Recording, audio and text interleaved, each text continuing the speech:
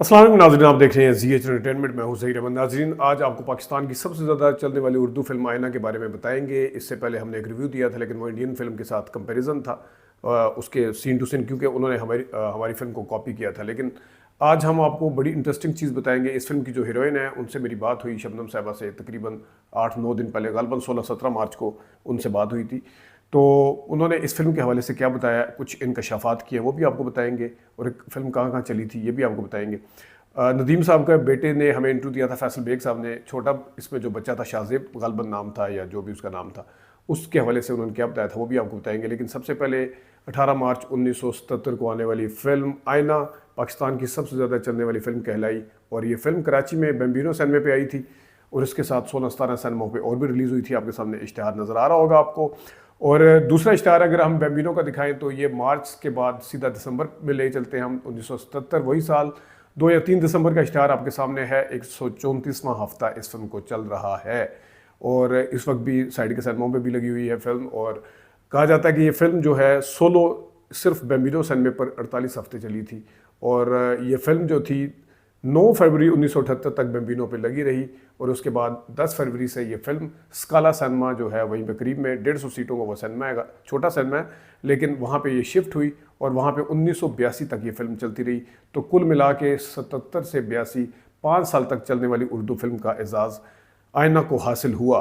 आईना के डायरेक्टर जो थे वो नज़रुल इस्लाम साहब थे, और इसके जो मौसीकार थे रॉबिन गोश साहब थे, और इसमें शायर भी 3 थे इसमें, जबकि सिंगर जो थे उसमें नैरा नूर, महनाज, मेहदी हसन, अखलाक अहमद, आलमगीर, ये तमाम उसमें शामिल थे।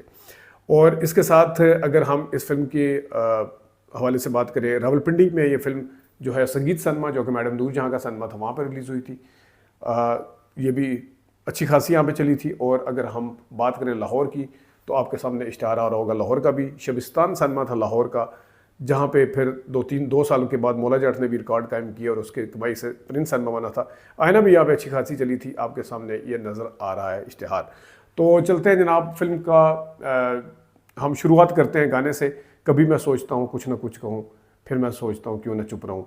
मेहदी हसन साहब का गाना, नदीम साहब ने इसको पिक्चराइज कराया, बड़ी खूबसूरत मौसीकी इसकी बड़ी ज़बरदस्त है, देखिएगा ज़रा। कभी मैं सोचता हूँ कुछ न कुछ कहूँ।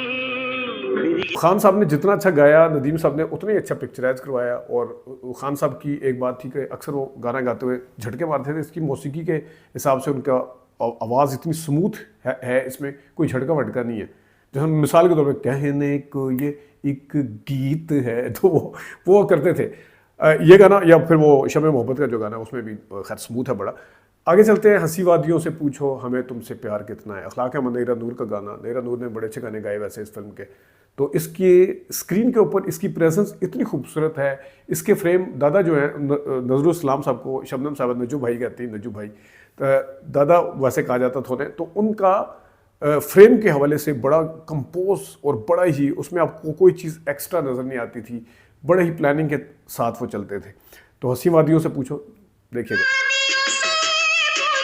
वहाँ पे एंट्री होती है जनाब रेहान यानी रीटा के वालिद, शबनम के वालिद की। और वो क्या कहते हैं नदीम के हवाले से, इकबाल के हवाले से, इकबाल नाम होता है नदीम साहब का, क्या पूछते हैं कि ये कौन था, लड़का कौन था, क्यों आया था, देखिएगा ज़रा। देखो मैं तुम्हारा बाप, बताओ वो सिर्फ तुम्हारा दोस्त।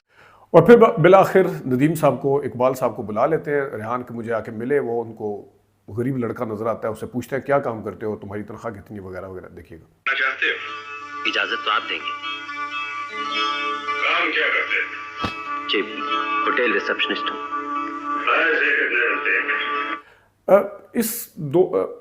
नदीम साहब, नदीम शबनम के सीन, शबनम रेहान के सीन, रेहान के नदीम के साथ सीन, इस तरह जितने, ये एक बड़ी किसी जगह ड्रैग नहीं है। जहाँ पे स्टोरी शुरू में चलती है उसमें कोई लंबी नहीं लगाई नज़रुल इस्लाम साहब ने, टू द पॉइंट रहे हैं। हाँ, तुम्हारे वालिद से क्या कह रहे हैं, तो लगता है वो मेरी शादी नहीं करना चाहते, वो वालिद के पास जाती है, वो फिर वालदा के पास जाती है, वालिद फिर नदीम साहब उनसे इकबाल साहब मिलने आते हैं। तो उसमें कोई चीज़ ड्रैग नहीं है, बिल्कुल बड़ा टू द पॉइंट रखा है उसको, और बहुत ही खूबसूरत तरीके से उसको शूट किया है। आगे वादा करो साजना, ये आलमगीर और महनाज का गाना, बहुत ही खूबसूरत।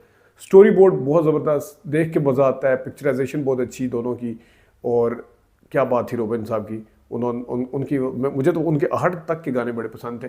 सुनिएगा ज़रा, देखिएगा।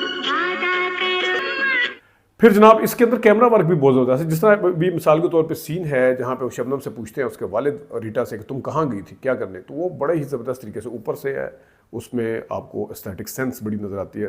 दादा की एस्थेटिक सेंस जिसे मेरे ख्याल में उर्दू में जमालियाती हिस्स कहते हैं, बहुत ही खूबसूरत थी। वो देखिएगा ज़रा।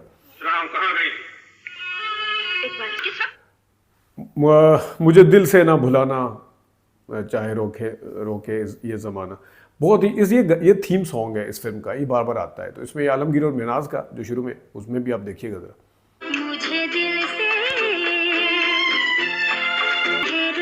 जिस तरह मैंने जमालियाती हिस्स की नाज़रीन बात की है, तो इसमें गाना जो है रूठे हो तुमको कैसे मनाऊं पिया, उसमें भी आप एक कमरे के अंदर भी एक दिमाग जो है वो काम करते हुए देख सकते हैं कि किस तरीके से।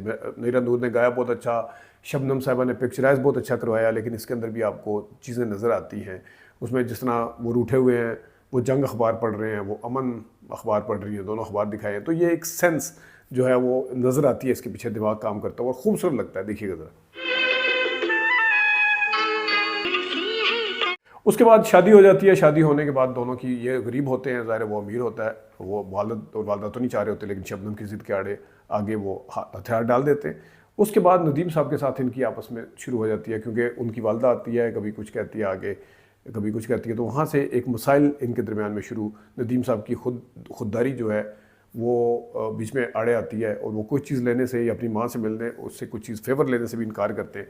नदीम साहब तंग आ जाते हैं जब उस वक्त जब उनके घर में पार्टी चल रही होती है, वो अपने काम से दफ्तर से वापस आते हैं। वहाँ पे कवि खान वगैरह का सीन है, देखिएगा ज़रा।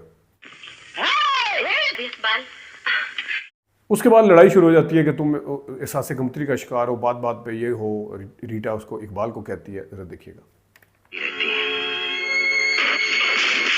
ये घर है, कोई शराब खाना नहीं।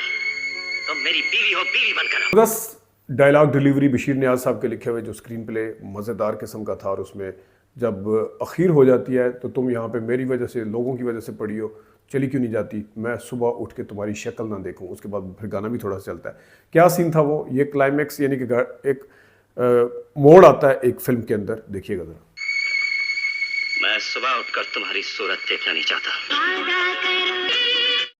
फिर इकबाल जो है मिलने जाता है अपनी रीटा से, लेकिन वहाँ पे उनके वालिद साहब जो खड़े होते हैं, वो कहते हैं वो तो तुमसे तलाक लेने का सोच रही है। यानी कि असल गलत फहमी जो है वो ये पैदा करते हैं बीच में, वो तो तलाक लेने का सोच रही है। देखिएगा ज़रा।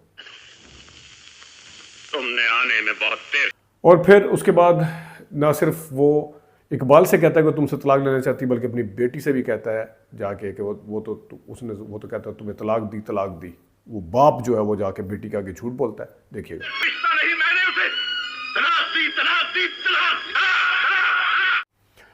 उसके बाद गाने आता है दोबारा, मुझे दिल से ना भुलाना। वो उस बच्चे के ऊपर है जो कम से कम 7, 8, 10 साल का दिखाया है। इतना टाइम गुजर जाता है, या शायद इससे भी बड़ा, इतना ही होगा, 7, 8 साल का, 10 साल का।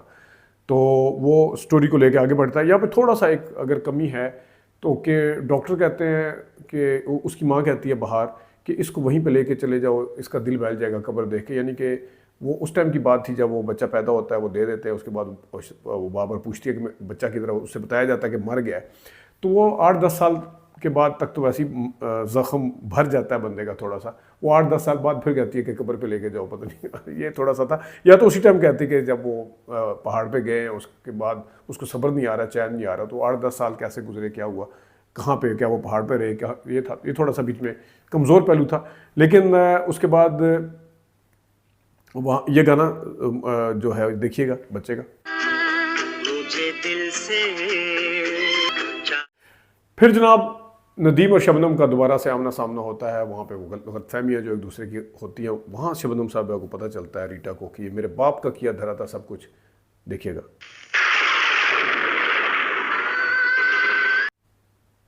और आखिरकार वो सीन आता है जहाँ पे अपने बाप को थप्पड़ मारती है रीटा। और तो नाजरीन ये देखिए, हमने आपको इसके बारे में बताया। अभी हम आपको बताते हैं कि शबनम साहबा क्या कह रही थी इसके हवाले से, और फिर हम आपको इंडिया की जो फिल्म है उसके और पाकिस्तान के जो एक जैसे सीन थे वो भी दिखाते हैं। शबनम साहब से हमारी बात हुई तो शबनम साहब से हमने पूछा कि फ़िल्म के जब बन रही थी तो आपको कैसा लगा था, आपको अंदाज़ा था कि ये फ़िल्म इतनी चलेगी? तो उन्होंने बताया हमें कि एक अच्छी फ़िल्म बन रही थी। नज़रुल सलाम एक बहुत ज़बरदस्त डायरेक्टर हैं, उनको बहुत कदर करती हैं वो बहुत ज़्यादा। वो कहते हैं नजू भाई एक अच्छी फ़िल्म बना रहे थे, एम एस शमसी साहब इसके प्रोड्यूसर थे, वो बताती हैं कि हम बड़े सेटिस्फाइड थे, ये नहीं था कि हम कोई, लेकिन ये तवक्को हमें कतई नहीं थी कि ये फ़िल्म इतनी ज़्यादा कामयाब होगी। और दूसरा फिर उनसे मैंने पूछा कि आप इसके अंदर कुछ चेंजिंग्स वगैरह भी की, क्या हुआ क्या नहीं? तो उन्होंने कहा जी बिल्कुल इसमें चेंजिंग हुई थी। ये फ़िल्म इसका प्रीमियर अच्छा फिर मैंने इससे पहले मैं आपको ये बता दूं कि मैंने उनसे पूछा कि आपने ये फ़िल्म कहाँ देखी थी? उन्होंने कहा कि कराची में फ़िल्म देखी थी, लेकिन हफ्ता 2 हफ्ते गुजरने के बाद देखी थी।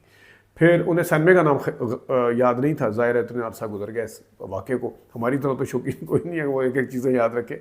वो ज़ाहिर है वो इतनी बिजी थी, इतनी बड़ी अदाकारा थी, उन्हें नहीं था याद, लेकिन इतना ज़रूर पता था कि वो देखी उन्होंने कराची में थी। और उसके साथ उन्होंने बताया कि हमने जब अहमद शमसी वगैरह सारे थे वहाँ पे, तो ये फ़िल्म जो हमने सैनमे के अंदर जो स्टूडियो के अंदर जो हॉल था, सिनेमा था, उसमें हमने जब ये फ़िल्म देखी, लगने से पहले की बात है ये, अभी ये फ़िल्म लगी नहीं थी। तो उन्होंने कहा कि लोगों ने वहाँ पे जितने मौजूद थे उन्होंने कहा कि इसका एंड तब्दील होने वाला है, क्योंकि उससे पहले ये थप्पड़ वाला सीन नहीं था जो अपने बाप को मारती है, वो वैसी नागवारी का इज़हार करती है, वैसे गुस्से का, ये नाराज़गी का इज़हार करती है। लेकिन वहाँ पे लोगों ने कहा कि इतना कुछ उसके बाप ने किया, उसके रास्ते में रोड़े अटकाने के लिए क्या क्या नहीं किया, बेटा ले लिया, तलाक के बीच में वो कर लिया, सारा कुछ, तो उसको सज़ा तो मिलनी चाहिए। फिर इस वजह से दोबारा उसको फिर शूट करने का सोचा गया।